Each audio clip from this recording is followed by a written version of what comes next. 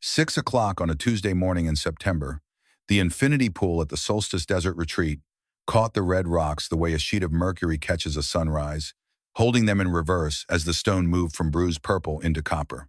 A mourning dove called once from an ironwood tree beyond the terrace. Elias Monroe, 38 years old, black, wore a navy polo with the Desert Edge Systems logo stitched over his heart, khaki cargos, desert-worn boots. He had registered the swimmer 20 minutes earlier, with a single clean sweep of his eyes, then put her away and returned to his work. Victoria Whitlock was on her 22nd lap. Black bikini, dark hair slicked back. She swam the way certain people pray, with total absorption. The sound, when it came, was small and metallic. A clasp at the nape of a neck, worn by friction, giving up. Elias's ears caught it before his conscious thought did, and his body moved in the fraction of a second before he had time to decide what kind of man he wished to be seen as. He pivoted on the ball of one foot, knelt at the teak bench, eyes locking onto the V-shaped notch in the distant ridge. His right hand laid 3 white towels out in a neat parallel line and slid them toward the pool's edge nearest to her. "Ma'am, I've set 3 clean towels right here. I'm going to step away to check on the breaker panel. Please take all the time you need." He stood and took one measured step toward the flagstone path. He did not look back. Behind him, her voice reached him over the water. Not the CEO voice. A lower register. Softer. "Please, don't go." Elias stopped. He did not turn. His eyes stayed fixed on the notch in the far ridge, where the first true thread of gold was beginning to gather. "I'm not going anywhere you don't want me to go. I can wait right here, with my back turned, for as long as you need." Behind him, he could hear the soft rustle of terry cloth being gathered, the faint squeak of a bare foot shifting on wet stone, the sound of a woman assembling not just fabric but composure. Then a long exhale, the kind a person releases when she only now realizes how tightly she had been holding her breath. "What's your name?" "Elias Monroe. I'm with Desert Edge Systems." She said it carefully, placing each sound the way a person places a glass on a wooden table she does not want to scratch. "Elias, a pause. Please stop calling me ma'am. My name is Victoria." "Yes, Victoria." Silence stretched. The dove called its 2 notes. Water lapped at the tiled lip of the pool, small and even, marking time the way a grandfather clock in an empty hallway does. And the first thin warmth of the new day began, very quietly, to climb the east face of the stone. Her voice, when it returned, was still in that lower register. "You turned your back before I had time to be embarrassed. I have never had that happen before. I have met men who didn't look, but they didn't look because they were afraid of me, or because they had rehearsed not looking. You turned your back because you turned your back." That's all it was. He was quiet, eyes on his mountain. Then, still not turning, "I have a son. He's 8. His name is Theo. His mother passed 4 years ago. Every morning when I drop him at school, he looks back at me from the curb. He doesn't know he's doing it. He thinks he's just saying goodbye. But I see the quick scan in his eyes. He's checking what kind of man I'm being today." He paused. "You can't teach a child respect by lecturing him. You can only teach it by being the thing itself. Every minute, especially the minutes when you think he can't see you. Because the days he is not looking are exactly the days he is learning the most." She did not answer right away. He heard her breath go out again, longer, slower. "Theo is a very lucky boy," she said, and her voice had changed. "I'm the lucky one," Elias said. "Trust me on that." The breeze moved through the Palo Verde beyond the terrace. She drew another breath and reassembled something of her ordinary register on top of the softer one, but not all of it. "Elias, you should go check your breaker panel. My company's strategic session starts in less than an hour. I would be a profoundly irresponsible CEO if I let my own wardrobe malfunction make my own meeting run late." The word malfunction carried a small, dry edge. Elias felt the corner of his mouth shift. Not a smile yet, but the tectonic movement that precedes one. "And Elias, there's a rooftop reception tonight. I'd like to find you there if that's all right." He paused only a beat.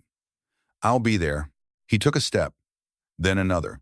He walked the flagstone path toward the main building, as the eastern ridge ignited behind him and the stone ran from copper into pure gold. He did not look back, not because he didn't want to, but because looking back would have meant the moment was over, and some part of him deeper and quieter than logic was not yet ready for it to be over.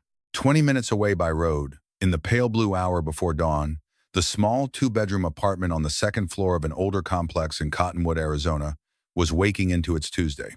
Through the kitchen window, Mingus Mountain still held its last shadow.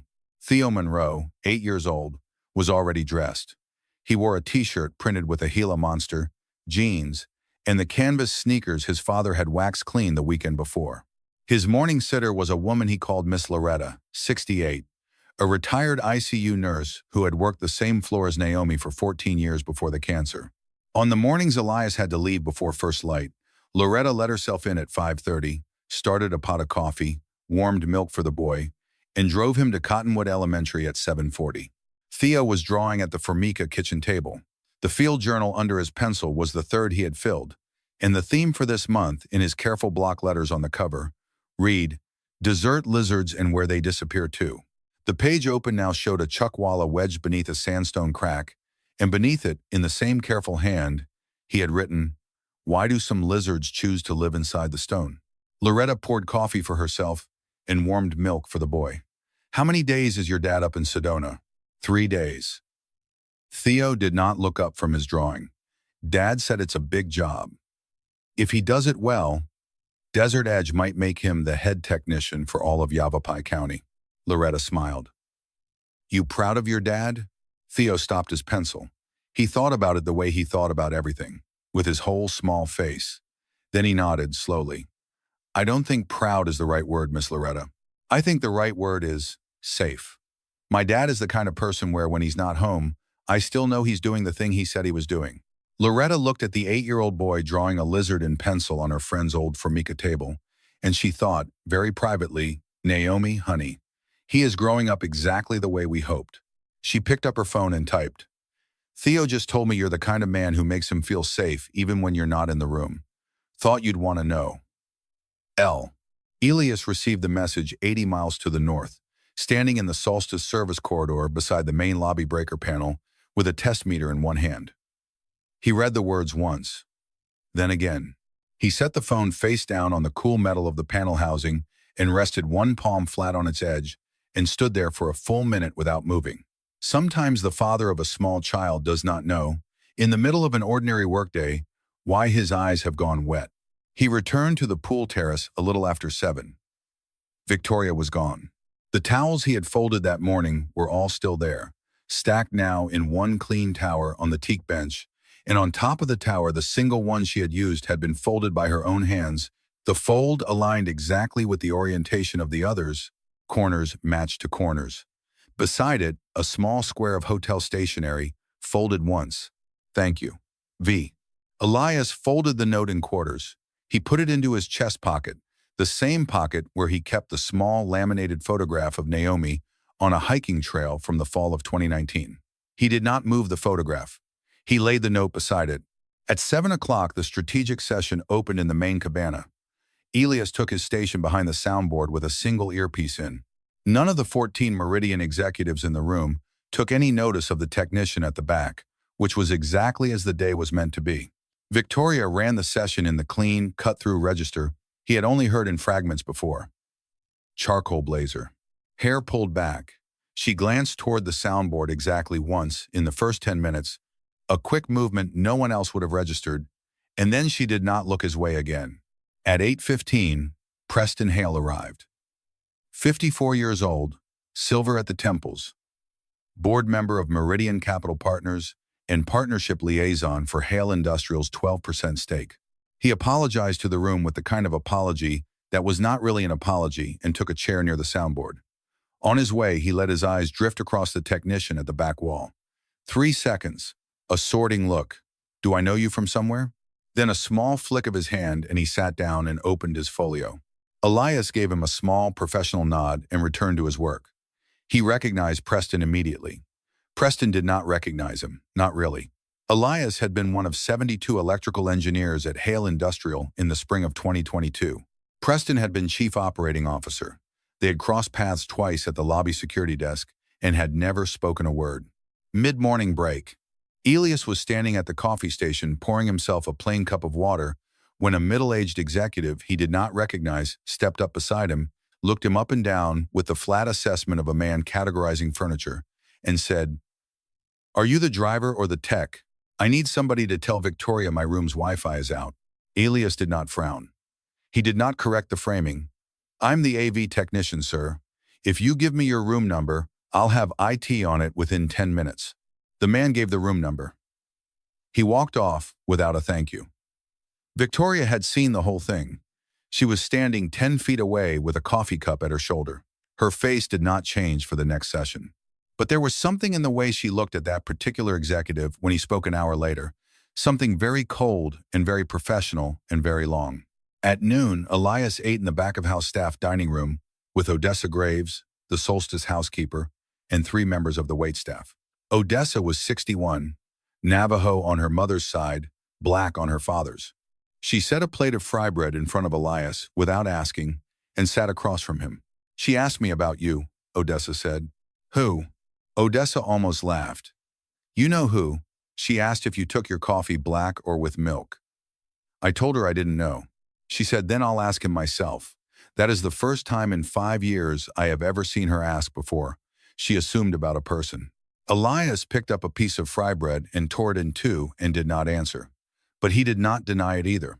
Late afternoon, he was coiling cable in the small equipment storeroom off the cabana when a shadow fell across the open doorway. Victoria. The charcoal blazer was off, her white shirt sleeves rolled to the elbows. In her hands were 2 paper cups of coffee. "I didn't know which one you preferred, so I brought both." He took the black. "Thank you, Victoria." She kept the one with milk. She stood in the doorway without stepping inside and without stepping back. They drank their coffee in the small, warm silence of a supply room that smelled of cable insulation and sawdust, while outside the loading door, the late sun turned the saguaro on the near hill the color of old brass. Neither of them said a word for 3 full minutes. 8 o'clock that evening, the rooftop terrace of the Solstice had been made into something closer to a dream than to a corporate event.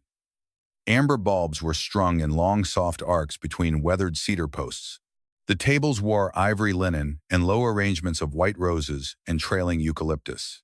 A jazz trio played in the far corner, a standing bass, a brush snare, a piano so quiet the notes sounded less like music and more like the thoughts the evening was having about itself.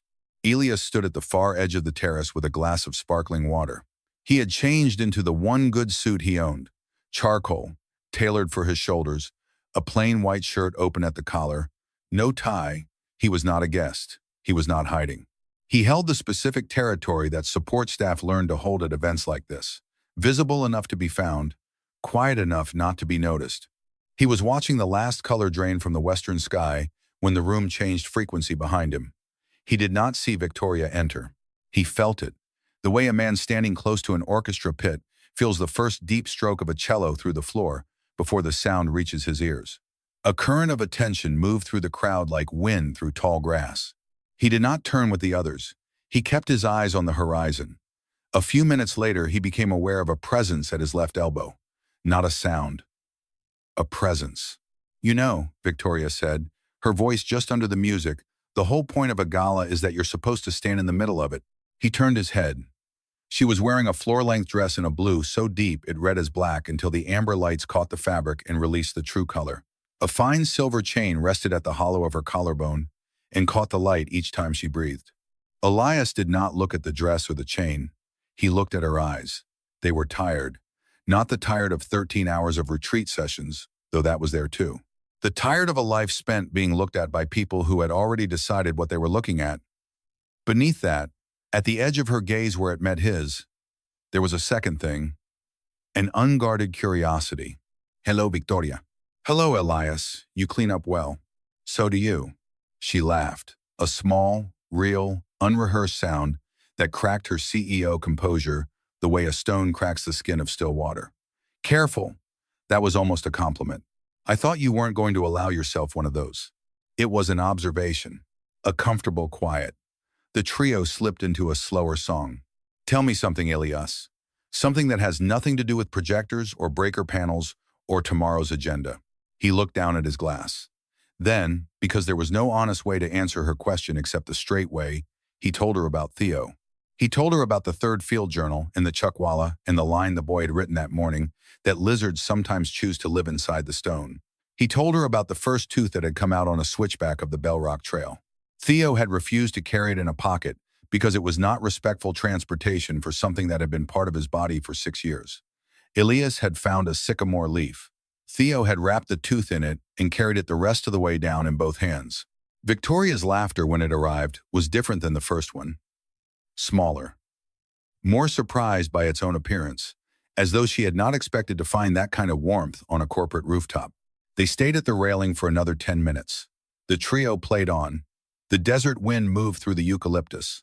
Victoria turned her water glass in her hand. She had not taken a champagne flute either. You talk about him the way people talk about art.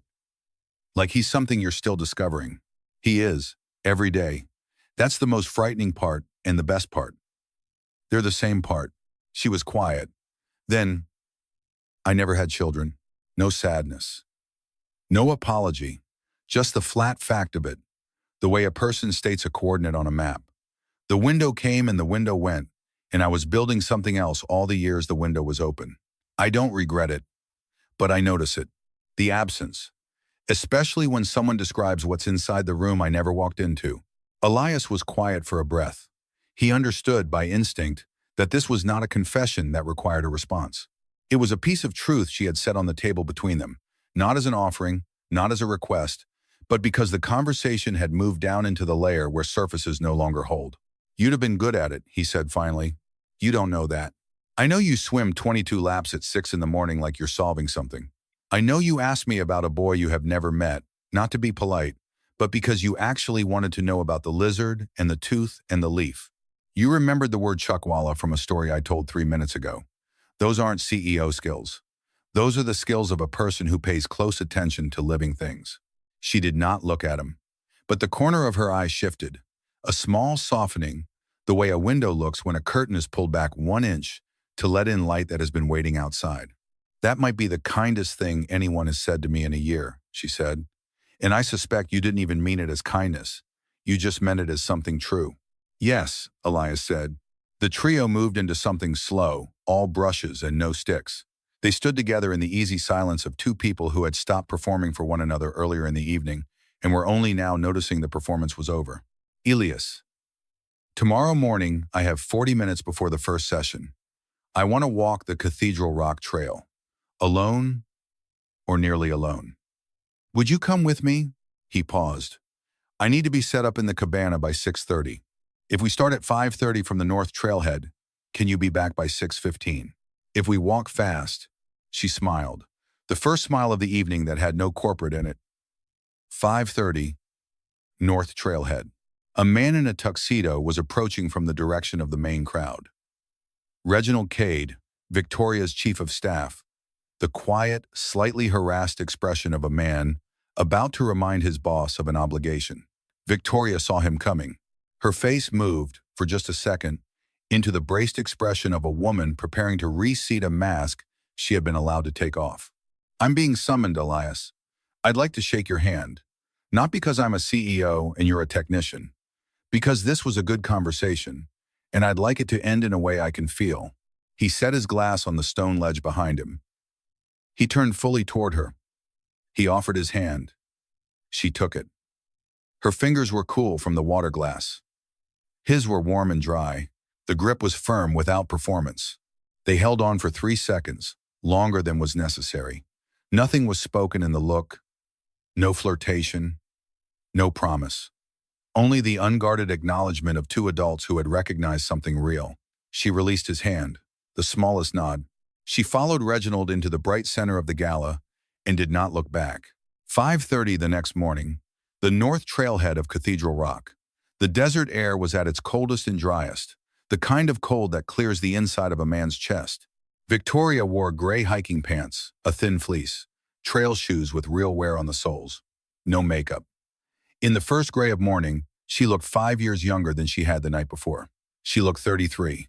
Elias wore a blue flannel, cargos, hiking boots, a small backpack with 2 bottles of water, a tin of mint drops, and a bandana, habits that had started when he first taught Theo how to hike. They walked for 30 minutes without saying much. She asked a question or two about Theo, which he answered briefly. Then she asked about Naomi. Elias stopped on the switchback. He looked up at the face of Cathedral Rock, where the sun was now pouring down the stone from the top. She was an ICU nurse at a Phoenix hospital. I met her after a job site accident in 2014. A coworker of mine had caught a live phase. She was the nurse on triage when I rode in with him in the ambulance. I was shaking because I thought my friend was dying. I remember what she said to me. "You sit down, you breathe. He is alive. You can faint in here, I'll let you. But I don't want to catch you." He smiled faintly. I married her a year later. Victoria smiled back. She sounds wonderful. She was the best person I have ever known. In 2020, they found stage 3 ovarian cancer. In March of 2022, she died. Theo was 4. He didn't understand death. He understood that his mother was no longer in the kitchen in the morning. They walked on. The trail quieted. After a minute, he spoke again, in the same even voice. "I used to work at Hale Industrial. From 2012 to 2022, 10 years. I was promoted 3 times. My last year, I was lead project electrical engineer. I designed the power architecture for 2 of the 3 big Hale data centers in Arizona." She stopped walking. "Elias, I know Preston Hale. He doesn't remember me. We crossed paths twice at the security desk. But I remember him. He's the kind of manager who tells engineers, 'I need the result. I don't need the explanation.' He was in the room the day I turned in my resignation in June of 2022, 3 months after Naomi died. He didn't look up when he signed. He asked his assistant, 'Is that the tall black one or the other tall one?' She said, 'That's Elias Monroe, sir, your lead project engineer.' Preston said, 'Right, right, sign it.' Victoria stood very still. Elias went on, without bitterness, only evenly. 'I'm not telling you this to make you uncomfortable. I'm telling you because yesterday, he looked at me for 3 seconds in the cabana, and you saw it. I wanted you to know who he was looking at, not the coffee technician. A man who once designed the power grid he sold his clients for $3 million. Victoria was very slow in her next words. "Why haven't you gone back to that work?" "Because Theo needs me home at 5 every evening. Because I already lost Naomi. I cannot give another 6 years of my son to a company that would replace me in a week if I died." They turned and walked the loop back down. The sun had crested now, pouring warm yellow across the eastern face of the rock and reaching into the juniper along the trail. At 6:12, they reached the north trailhead. She opened her own pack and handed him a bottle of water. His fingers touched hers as he took it. Just for a second, she did not pull her hand away. He did not either. Noon on Wednesday, Elias was eating alone at the small back table behind the service kitchen, Odessa's fry bread, and a thick bean soup on a simple white plate. Victoria came in with a plate of the same. "I have 45 minutes. May I sit? This is the staff area. I am the highest-ranking employee of my own company." She set her plate down and sat. They ate for a while in silence. Then she said, "Tonight there's a dinner on the terrace. I want you to sit at my table." Elias set his spoon down. "Victoria, I know what you're going to say. That it isn't appropriate. That Desert Edge staff don't sit at the CEO's table. That Preston Hale will notice." "Yes, I know. That's the reason I'm asking." Elias looked at her. "You want me at your table to prove something?" She was quiet. Then, honest. "No. I want you at my table because I would rather talk to you than to anyone else at this retreat. But you're right. There is a part of me that also wants to prove something. And that isn't fair to you. I'm sorry." A small silence. Elias picked his spoon back up. "I won't sit at your table tonight," he said. "But after everyone's gone to bed, if you want to come back to the same place as last night, the edge of the rooftop, I'll be there. Not to prove anything, just to talk." She nodded. Then, after a breath, she said the thing she had not yet said to anyone in her working life. "Elias, my father died when I was 17. He was a structural engineer. He worked for a large firm in Phoenix, 32 years. He built bridges up in the northern part of the state, the kind that still carry trucks full of ore out of the mountain. The company called my mother the morning he died and said, 'We're very sorry for your loss. We'll need the company vehicle returned by Friday.' That was the whole conversation. Friday." She looked down at her plate. "I started Meridian when I was 25. 8 years ago. I started it because I believed that if I were rich enough, no company would ever do to my mother what that company did. To her, to anyone. I am now, at 33, the managing CEO of $3,400,000,000 in committed capital, and I have a 7-person board, and one of those 7 is Preston Hale, because Hale's fund put in 12% in our very first year, and I needed the money. She lifted her eyes. You told me about Preston this morning, and I thought, I built a company to stand against men like him, and I gave one of them a seat on my board, because I needed his check. Elias was quiet. I don't want you at my table tonight so I can do something about Preston, but I need you to know that I have been deciding something about Preston since last night. Not because of you, because of me. Because I do not want to be the CEO of a company where Preston Hale feels comfortable. Elias put his hand on the table near hers. He did not touch it. He laid his palm flat on the wood, near enough that she could feel the warmth of it across the small distance between them. Victoria, don't do it because of me. And don't not do it because of me. Do what you need to do. Whatever you decide in the next 48 hours is yours to decide, and it will outlive me and it will outlive this retreat. She nodded. Yes. Thursday evening. The retreat was almost over. The last dinner would begin at 7, and in the morning 14 executives would drive or fly back to Phoenix. Victoria asked Preston Hale to come to her private office in the east wing of the Solstice at 6 in the evening. Not the conference room. Her office with the door closed. She did not invite him to sit. She stood behind her desk, hands not folded, hands not clasped, just resting at her sides. Preston, I'm grateful for Hale Industrial's investment in Meridian from our very first year. It allowed us to exist at all. Victoria, what's going on? I'm not finished. I'm grateful. I am also aware that the value Meridian has returned to Hale over the last 8 years, $240 million in distributed profit, has repaid your original capital more than 20 times over. We are not, at this point, financially indebted to one another. Preston said, I don't understand what this conversation is. Yesterday morning in the cabana, you asked an AV technician, a man who happens to be a 10-year former Hale electrical engineer. Did you know that? You asked him if he was the driver. You don't remember it, because it wasn't memorable to you. It was memorable to me. You may continue to hold your seat on the Meridian board until the annual meeting in April. I will not push you out early, but in April, I will be proposing a new board structure, and your seat is not in that structure. He looked at her for a long time. You're doing this over a technician? I am doing this for myself. You are only the reason I finally realized I should have done it 2 years ago. Preston left. He did not argue. He did not threaten. A man like Preston Hale does not argue with the CEO of a $3.4 billion fund who holds a clear legal advantage. He simply recalculated and walked out. After the door closed, Victoria sat down in her chair. She put one hand flat across her forehead. She stayed that way for a minute, and then for another minute after that. While the office quieted around her and the late afternoon light in the east wing went from pale gold to the first deep amber of evening. She had expected to feel, in this moment, some measurable amount of triumph. She did not. She felt, instead, the particular stillness that visits a person when she has finally done something she has been postponing for a long time and realizes, only after it is done, how much of her life had been arranged around the postponement.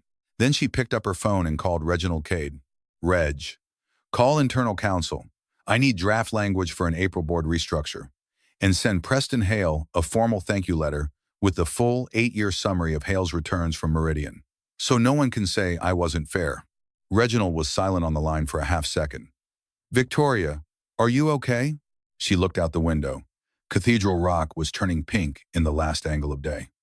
I am okay for the first time in 8 years, Reg. Start the letter. 10 minutes later, she sent a single text to Elias. 10 o'clock. The edge of the rooftop, same place. He answered, I'll be there. 10 o'clock. The dinner had ended. Most of the guests had gone back to their rooms or were packing for early flights. The rooftop was nearly empty.